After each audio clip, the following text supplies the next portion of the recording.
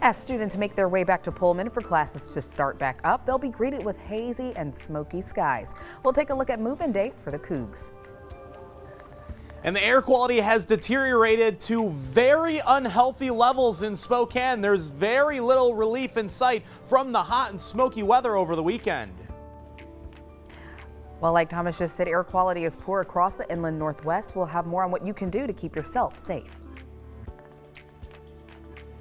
Well, across the inland Northwest, there are hazy skies and a strong smell of smoke when you step outside. Welcome to KREM 2 News at Noon. I'm Channing Curtis. So let's start off talking about the poor air quality conditions right now.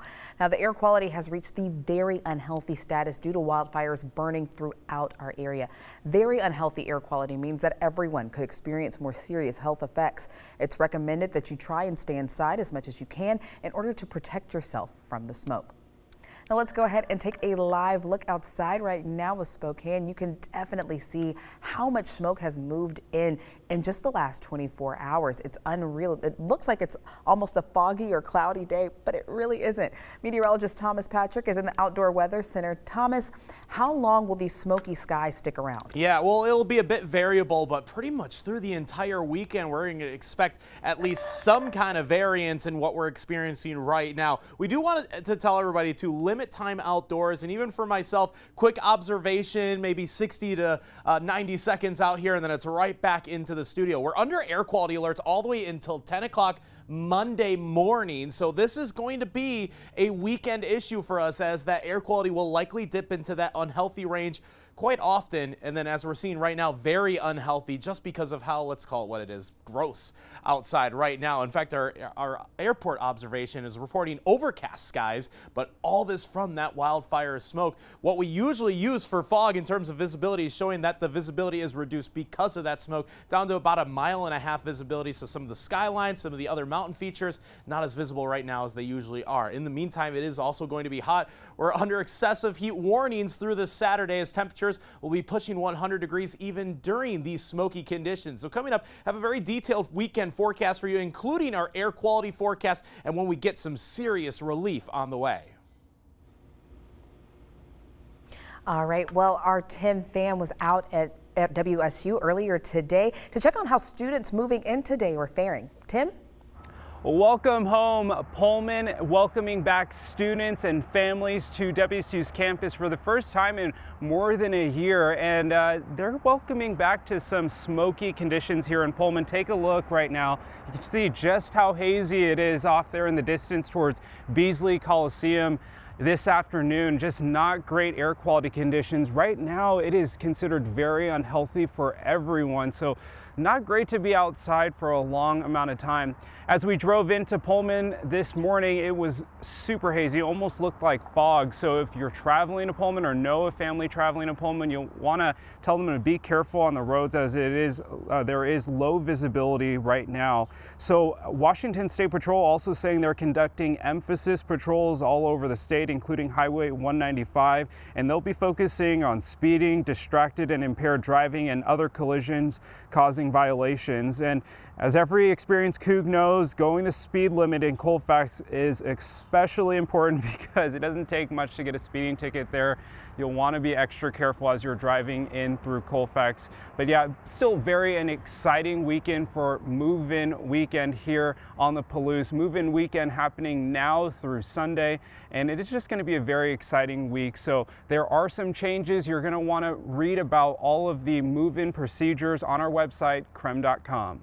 In Pullman, I'm Tim Pham, KREM 2 News. The Freeman High School shooter appeared in court today for the judge to hear a new plea. KREM 2's Nicole Hernandez explains what the new plea is and what the judge decided.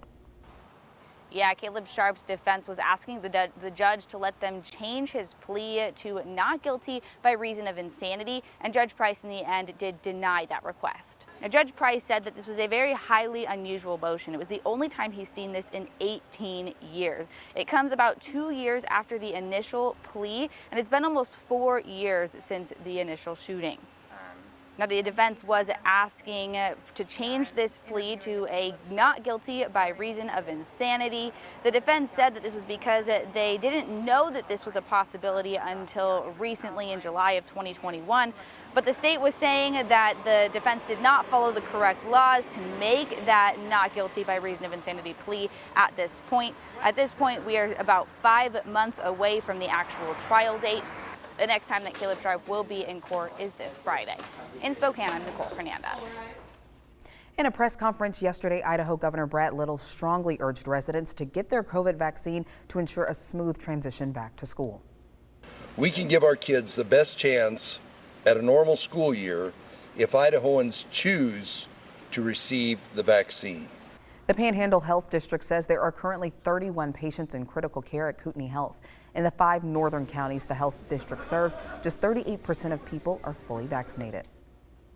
Well, Washington State Superintendent Chris Rakedahl is asking Governor Jay Inslee to mandate COVID-19 vaccinations for public school employees. Inslee recently passed a vaccination requirement for state and healthcare employees, but K-12 employees were not included under that proclamation. Rakedahl cited the rise in COVID-19 cases, saying he was worried students could miss out on more in-person learning this year. An interim Spokane County Health Officer, Dr. Frank Velasquez, along with other Washington health officers, is encouraging everyone to mask up. In a joint statement, all 35 health officers say the directive comes after an increase in cases, hospitalizations, and the new Delta variant. How much do we need to do in terms of precautions?